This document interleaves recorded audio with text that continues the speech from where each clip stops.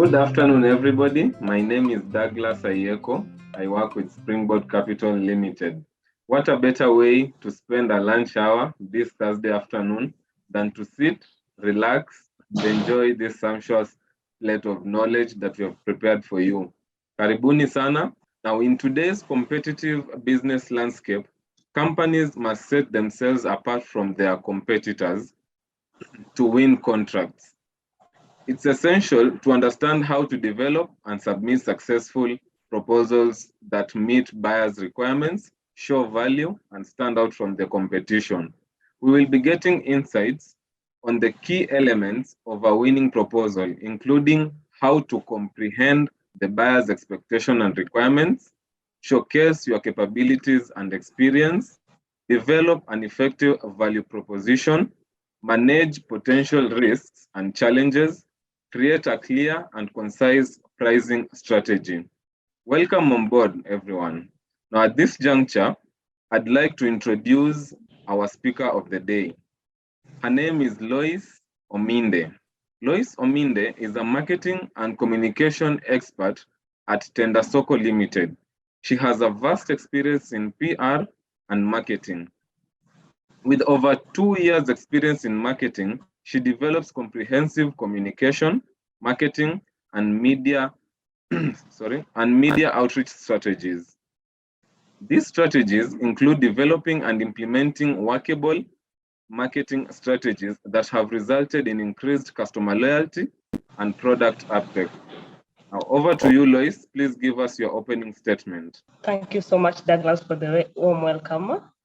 And we're looking forward to having a wonderful discussion in regards to tendering. Okay. So our topic for today is the tips for submitting a winning business proposal, a guide for business owners and business development teams. Now, Loice, what is the difference between bid, tender, and proposal? Okay, thank you so much for the question. Now, a bid, tender, and proposal are most the terms that are used in tendering most of the time when you're coming to preparing a proposal as a business entity. And they always look more of the same terms, but there's always a difference. There's always a slight difference between on all the three. For a bidder, which is mostly referred to as either an invitation to bid or a bid notice or an ITB, for those who deal with tendering, it is used whereby a company or a service provider is required to provide a written specification of a project that they want to carry out. And for this case, pricing is always given the greatest consideration. And in most cases, when it comes to invitation to bid, you get their infrastructure, major infrastructures and transportation projects that require you to provide an invitation to bid, because pricing is always considered as one of the major factors. And when it comes to a tender is more similar to an invitation to bid. The only difference is that for that, there are other factors that are being considered. The other factors that are being considered may be quality, it might be delivery conditions, might be other specifications, it might be aesthetics. It depends on what the details in the documents require you to provide. And when it comes to a proposal is used in more of complex projects. For example, they require technical expertise in a certain area. For you to be able to come up with a clear proposal, you need to be an expert in that specific area that you require to provide a proposal on how are you going to carry out the project, what are the critical elements that you're going to consider. And for you to know the critical elements, you're required to be an expert in that specific area. And apart from that, for all the bid, tender, and proposal, we always have an evaluation criteria whereby it's not only the price that is being considered, but other factors are being considered. But it's always dependent on the specific proposal. Which one are you working? Are you working on a bid? Are you working on a tender? Are you working on a proposal? It's always when you're going through the major documents, you're going to get all the details in there on what you're supposed to to put into consideration first. Is it the quality? Is it the quantity? Are they the technical merits that are looking at more? What is going to set you apart? What is going to make you understand the bid so that you can win the specific proposal that you're being given? Back to you. Thank you for those definitions. I'd say for bids and tenders are more specific and focused on the cost and scope of a particular job, while for proposals, they are broader and may include more creative or strategic elements. Thank you so much. Now that brings me to our next question. As an entrepreneur, how do I make my business proposal stand out to help me win the contract? Okay, that's a great question.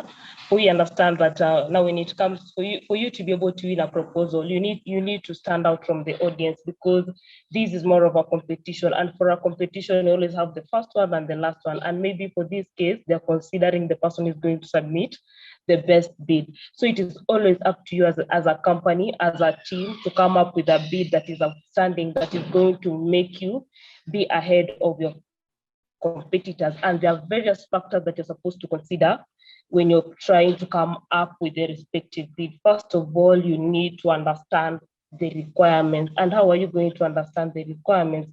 You're required to read and understand the tender documents. For all the, when a bid is advertised, we'll always have a document, a respective document, or a terms of reference that you're going to be given, which will always include the scope of work, the requirements, the evaluation criteria, as well as the submission instruction.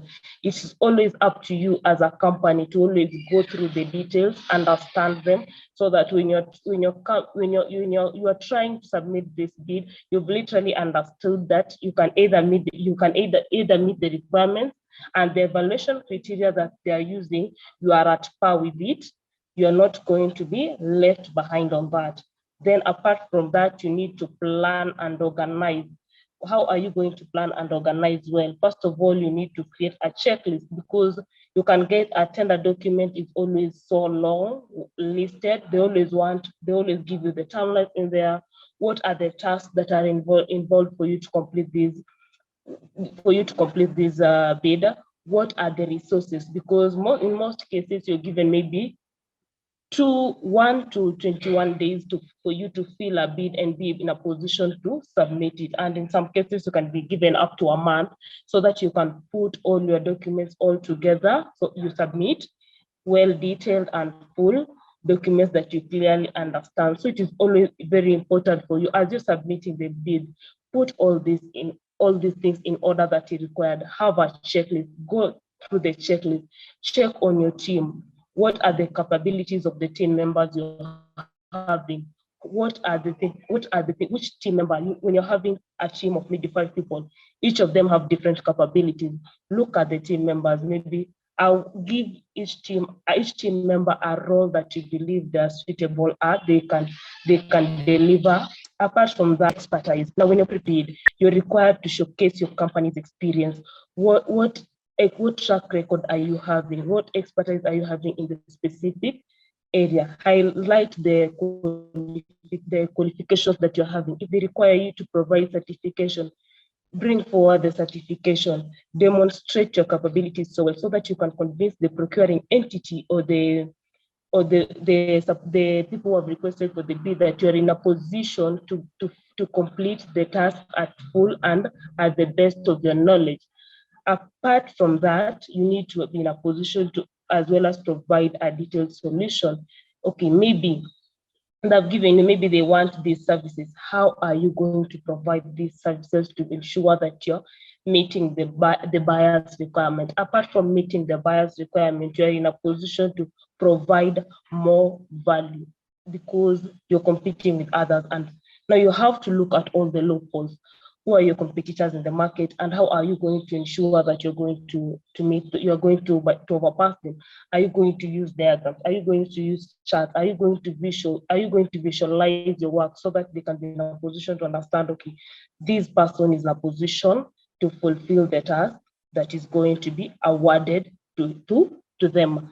Apart from that, you need to be concise and clear, because when you use ambiguous words when you're preparing your bid, it gives the evaluators a very hard time trying to understand what you're saying. And maybe you might be in a position to complete the task so well, but because you're using ambiguous words, you're trying to confuse the evaluators, they will end up feeling like there is no need of us going through this because you're literally not understanding what this person is trying to say. So they'll opt to use another person. Indeed, you're in a very great position of providing a great bid, but because of the ambiguous nature of your wordings, you're not in a position to get that tender.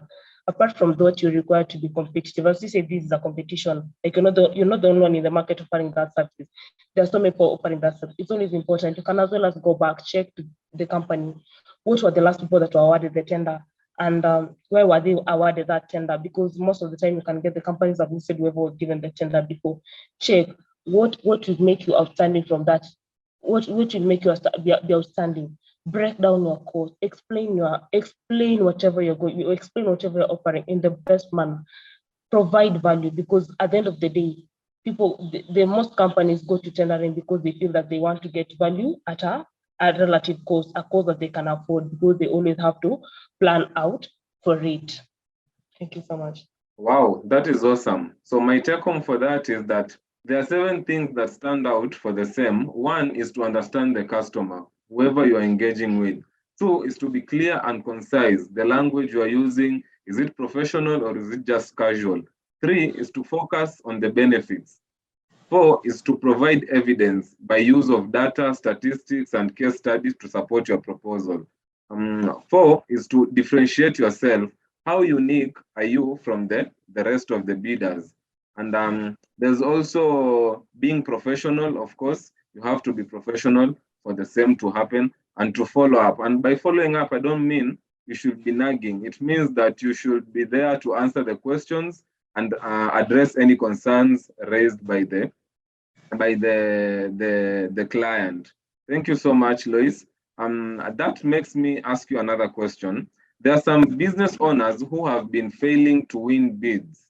How should one set the price when bidding for a tender or a contract? Okay, that's a great question, because now this makes pricing to be one of the key factors when it comes to tendering. Now, we always now when you're trying to price a document, there are very few factors few pricing factors that you're supposed to put in mind. The first thing is the direct cost. Direct cost is the cost that is directly related to the product or service that you're going to offer. Apart from that, we have the indirect cost. The indirect cost is not directly related to the product or services. Maybe it can be management, professional fees, the premises that you use to keeping the service, the goods, or the location of where the services are being provided up. We have the profit, and the profit is always the difference between the direct cost and indirect cost and the selling price. So you have to put all the, don't overprice because you are feeling like you want to get more profits in that services. So we always have so many strategies that you can choose to use when it comes to the pricing. We always have the cost plus pricing.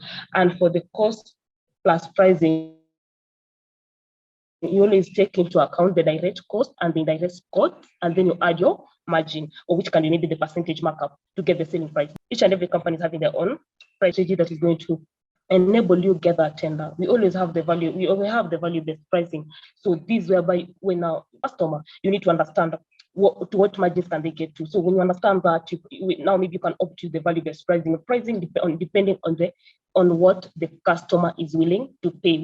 Apart from that, we always have the marginal pricing. And for the marginal pricing is whereby you set the price of your product to equal the extra cost of producing an extra unit of output, so you can charge for each product unit you sold. That one is whereby maybe you're looking at the margins. What are the margins of producing this product, and what are the margins of selling this product? So when you have all these pricing factors in mind, you should be able to come up with a correct pricing, putting in mind the meat analysis. That is the most economically advantageous tender, because when they're evaluating this tender, there's analysis that they are using to evaluate the tender. So you should be in a position to price your bid document in the best manner possible. So when pricing, always understand what the buyer is looking for. Is the buyer looking for the quality or cost? Since price and quality are always the key factors, because you cannot say that you're going to maybe a good, for example, maybe each company will have a budget, even if they're looking for that for a certain good. Maybe for them, their budget is maybe at let's talk of maybe their budget is around that 100,000 shillings. And for you, you're coming here, for them, they believe that this service, it can be a quality service, can be offered at minimum at 100,000 shillings.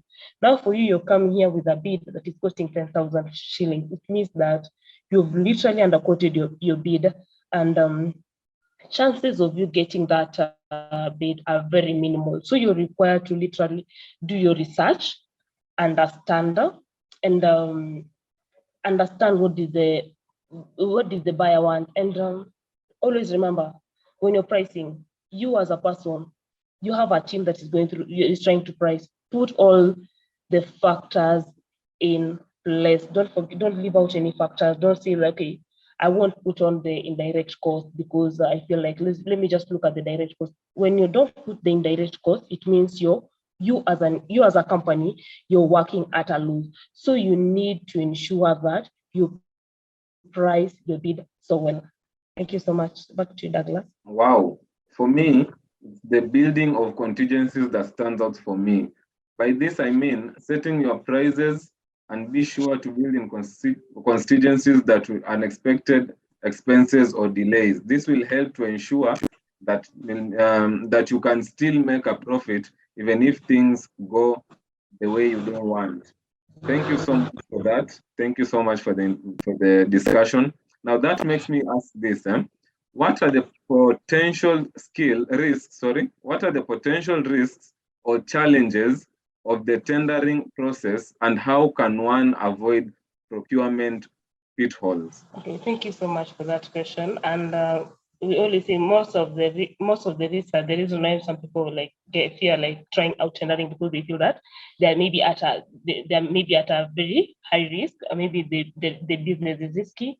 For example, maybe payment delays. You get some companies, maybe the required period of time, maybe a company is required to make payments maybe 1 to 30 days and 1 to 60 days. The government, you should be in a position to have been paid for the service that you're offered.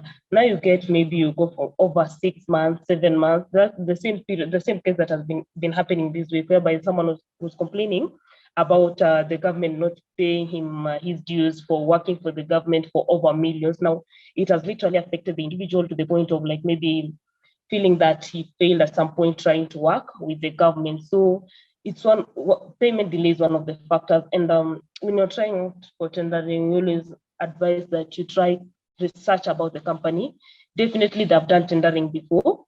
And if they've done tendering before, were these people paid? Because this information is always all over. It always just takes a keen eye and you to do more research when you're doing tendering, to be able to understand that, okay, these individuals, maybe the payments delay, because for the current situation in the country, you can literally understand whether we all see all over that maybe suppliers, contractors have been delayed to be paid. And it's always up to you as an individual to look at the risk. Okay, if this payment delay, will this payment mean my business is going to close up? Will it mean that I'll not be in a position to handle the next proposal or the next business that will come my way? Does it mean that I'll be able to not be in a position to do the business because my payment delayed and I only depended on those funds that I was to be paid so that I could be in a position to do that tender? Then we have another risk is always the intellectual property rights, whereby you get like when you're doing tendering, and maybe one of the tender requirements is for you to provide your ownership. You're supposed to provide it maybe to the government or the procurement organization that wants to access them. So you get, maybe a supplier will feel like, okay, they are trying to invade my privacy. They're trying to overlook my business a lot. So it's one of the risks, because those companies that you get into businesses with will have to provide these rights. There's no way you'll refuse to provide them and be in a position to work with them. So there are some of the things that people look at and feel like, maybe I can do this tendering, or I can, because they feel like maybe they're being too open to other organizations, because maybe that's not the only organization that will ask for the intellectual property right. Various organizations are going to ask for them. Another thing is you get that unfair evaluation or corruption. This is whereby you get maybe you submit your bid in full as per the requirements. You've used your checklist, the pricing is okay. And now when it comes to evaluation, you realize, okay, this tender was awarded to someone long ago. This was just a formality. Now you feel like left out because maybe someone else was awarded the tender and you felt you're in a greater position of winning that tender. For that case, you always get if you're having a bid evaluation meeting, you can always go and understand what is the criteria that was used to evaluate this person tender. If you have any complaints or any inquiries, it's always an open thing. You can always raise it up, and the bid they'll always go through the bid. Another thing is always another challenge is always high competition, because you have so many businesses in the market. For example, maybe you're offering supplies of certain goods and services. We have over 100 or maybe even over 100 companies that are trying the same tender, and each company is coming up with its own pricing. So it makes it so hard for you as an individual offering the best pricing, but though the price is as per the quality of their product, and you get that maybe we have those that are submitting their bids at a very low price and are still maybe on the likelihood of getting that tender. But for that, you always encourage individuals, you submit your bid as far as the best price possible, putting all the factors in mind, and ensure that nothing is always left out, and you'll be having an upper hand of maybe getting that specific tender. Back to you, Douglas. Thank you so much. Now I'll have to cut you short on the questions and ask out some questions from the comment section. Now, one Mwangi is asking, will attending a tender opening improve your chances of winning a tender contract?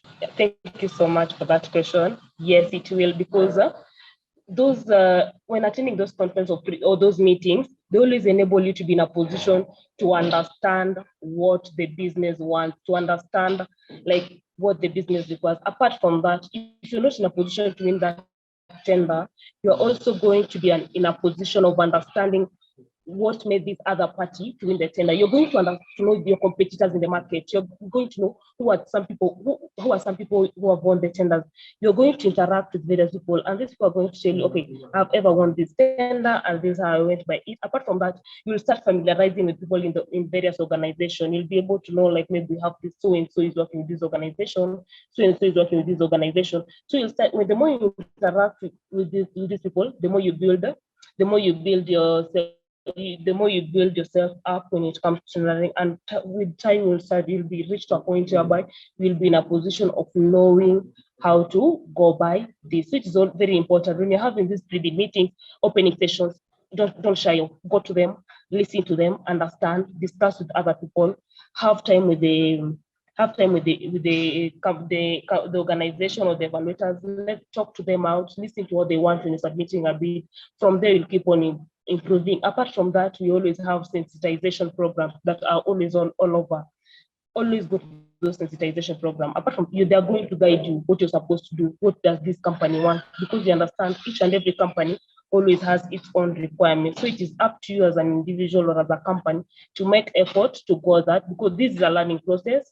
You begin from somewhere. Maybe for the person that is right now wins tender every now and then, maybe began 7 years ago. Now for you, maybe you're 7 years to come, maybe you have 7 years to come for you to be in that position. So you just have to keep on putting the effort and try your level best so that you can get to the next level. Well, I hope Mwangi was well answered. Another question from Dennis is it important for businesses to understand why they lost critical bids? Thank you so much for that question. It is very critical, because if you don't understand, you'll keep on making the same mistake. The same way when it comes to job application, you'll apply for the first job, second job, third. The more you fail, the more you try out. That's the same thing when it comes to tendering. You literally have to understand why you keep on failing the tender. You need to know, where do I go wrong? You need to consult to other people. You need to look for experts to guide you. Okay, you're making this mistake, because unless you're offered guidance, you'll not be in a position of ever improving, and you'll keep on losing out on businesses that maybe you could have won if you could have sought for help and guidance on that specific area. It can be maybe your pricing is wrong, maybe the arrangement of the documents could be wrong. So unless you understand where you go, there's some organizations, they never have those, say, show your level best, you do a follow-up with the company, maybe after there you'll be in a position to build yourself up. Now, my last question is, what advice would you give to a business owner when preparing to participate in a proposal or tender? What I can tell in tendering position like to is always to do the research about the company, to understand what the company is, what the company was, how does the company handle its procurement process, because different companies handle the pre-qualification, their exercises differently. So you have to understand, is it a parastatal, is it an NGO, is it a circle? Which area of you is an area of interest? Which area do you feel that you need to first understand before move? Because you cannot start with all the sectors at once and believe that you're going to make it.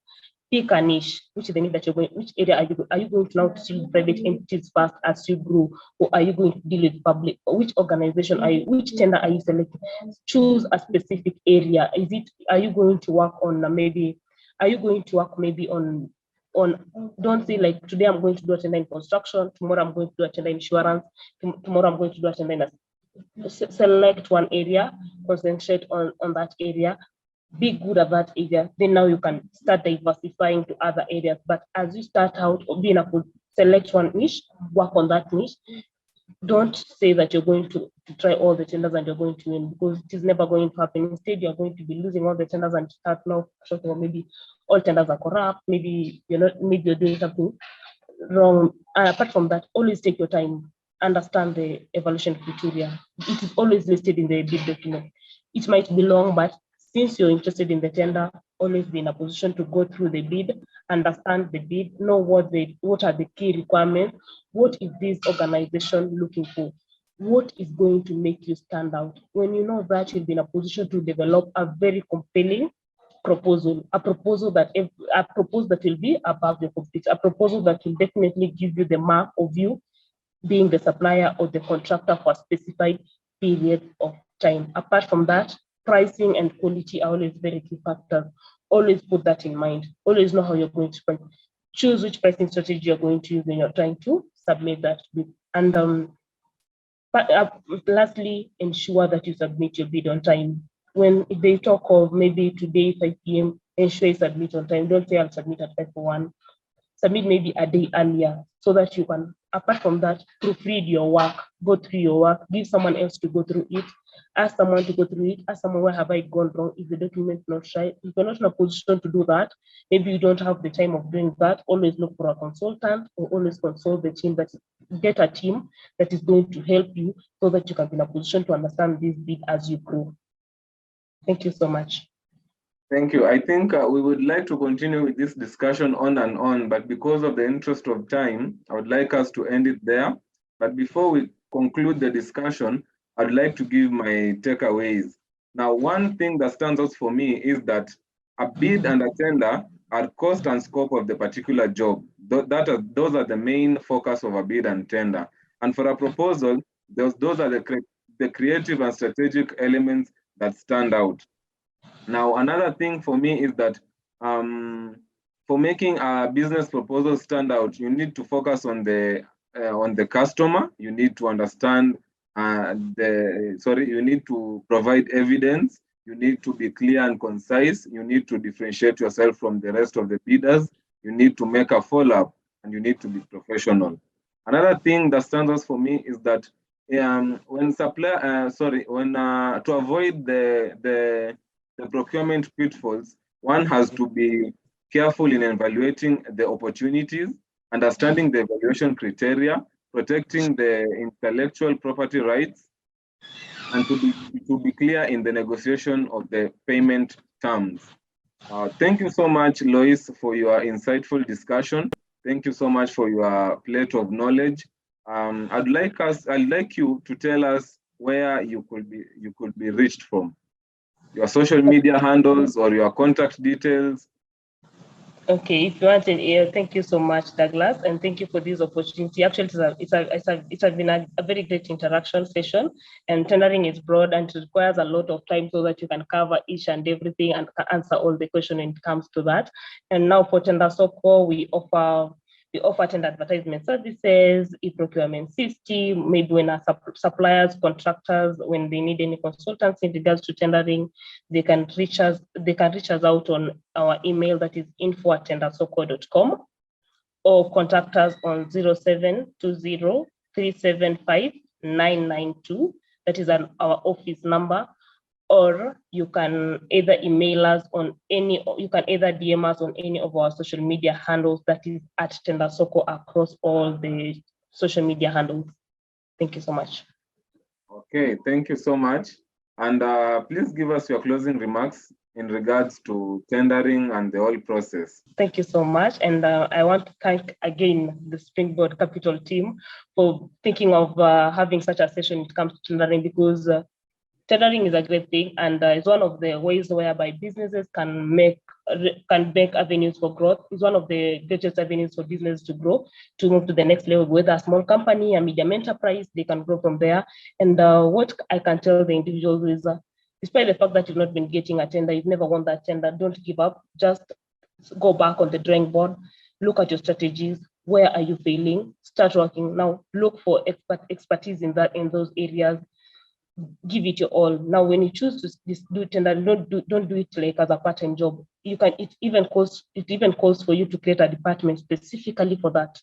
Maybe this is the procurement. It specifically deals with tender, so it calls for a load. So you need to come up with ideas how you're going to work out, and at the end of it all, you start appreciating tendering as one of the avenues for business growth. And we are always there for any consultancy or any service. And thank you so much for attending this session. Thank you. Thank you so much, Loice. Now, from me and the Springboard fraternity, we promise to offer our customers convenient financial solutions. We are the lending hand. Most of all, our professionalism and customer experience are unmatched in the market. You can find us on our 6 branches: Town Branch at Kagen House, 1st floor, Thika at Sour House, and our head office is situated at CPS Center, 3rd floor, along Thika Road, opposite Survey of Kenya. We also have satellite branches at Keroka, Meru, and Rongai. We are also on Instagram, Facebook, Twitter, and LinkedIn as Springboard Capital. Our website is www.springboardcapital.co.ke. Thank you so much for tuning in. Thank you so much for all who have made this session a success. God bless you and have a good rest of your time. Thank you so much.